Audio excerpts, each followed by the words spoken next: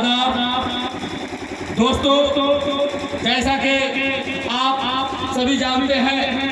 कि आपके ही पौवा खाली मेला ग्राउंड में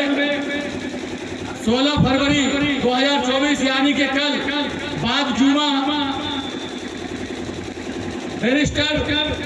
असदुद्दीन ओवैसी साहब, अख्तरुल ईमान साहब और कई मजलिस के नेता तशरीफ ला रहे हैं। आप सबके बीच हम लोग यहाँ आपको दावत देने आए हैं और आप देख ही रहे हैं कि मुल्क के अंदर क्या कुछ हो रहा है। अक़लियतों के साथ, दलितों के साथ, मजबूरों के साथ, बेसहारों के साथ कहीं भी कोई जुल्म और ज़्यादती होती है तो सबसे पहले अगर आवाज बुलंद करने का काम करते हैं तो उनका नाम है बैरिस्टर असदुद्दीन ओवैसी साहब। आज सीमांचल में जो नाइंसाफियां हुई है, हमने पिछले 75 सालों से कभी बीजेपी कांग्रेस को वोट दिया तो हमने कभी आरजेडी को वोट दिया तो कभी हमने जेडीयू को वोट दिया। और आप देख रहे हैं कि बिहार के अंदर पलटू और सलटू का खेल चल रहा है। कोई पलटने में माहिर है तो कोई सलटने की जो है दावा करते हैं। ऐसे में हमारा और आपका भविष्य क्या है, हमारे बच्चों के मुस्तकबिल का क्या होगा। आज जो सारी पार्टियां हैं, अगर कहीं कब्रे जंसारी मारा जाता है तो सबके मुंह में दही जम जाता है, कोई बोलने को तैयार नहीं होता है। कहीं दलित भाई के मुंह पे पेशाब किया जाता है तो कोई नेता बोलने के लिए तैयार नहीं होता है। ऐसे में हमारी और आपकी एक ही उम्मीद होती है, राष्ट्रीय अध्यक्ष बैरिस्टर असदुद्दीन ओवैसी साहब पर पिछले दिनों आपने देखा कि बिहार के अंदर कई तरह के घटनाएं घटी और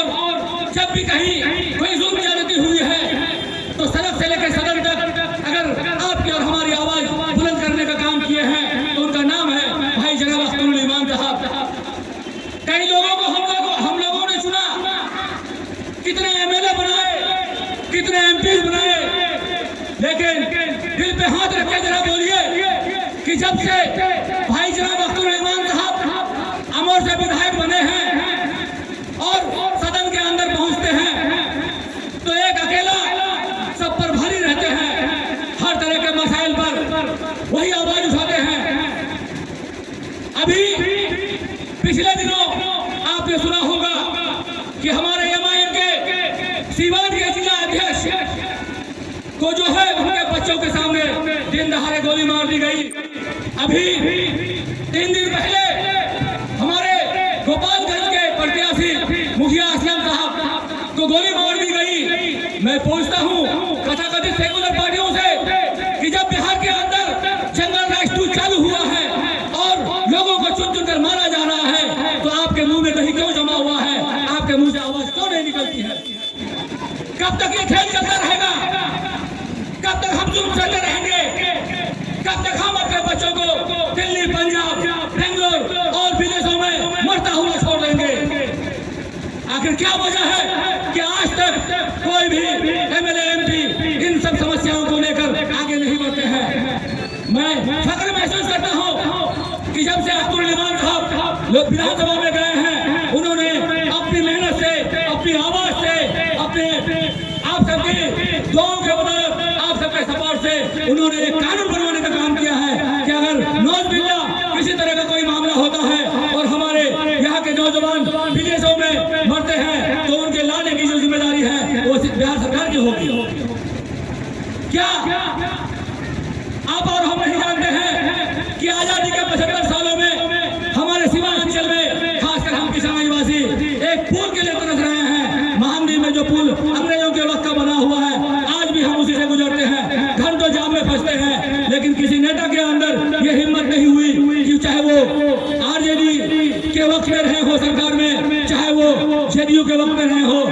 किसी ने हिम्मत नहीं जुटाई कि मुख्यमंत्री के सामने में यहाँ की समस्याओं को रख सके। लेकिन पिछले दिनों आपने देखा होगा हर घर में मोबाइल चल रहा है, मोबाइल के माध्यम से आपको मालूम होगा कि भाई जनाब अख्तरुल ईमान साहब और असदुद्दीन ओवैसी साहब जब आए सीमांचल के अंदर नदियों में जो घूमना चालू किए, नदियों की समस्याओं को लेके लोकसभा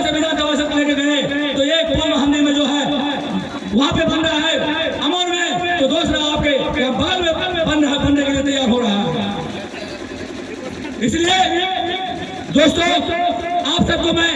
दावत देता हूँ कि आप सब कल आए पोहा खली और आपकी और हमारी जो दर्द है, क्या दर्द लेके बैरिस्टर साहब घूम रहे हैं, सीमांचल की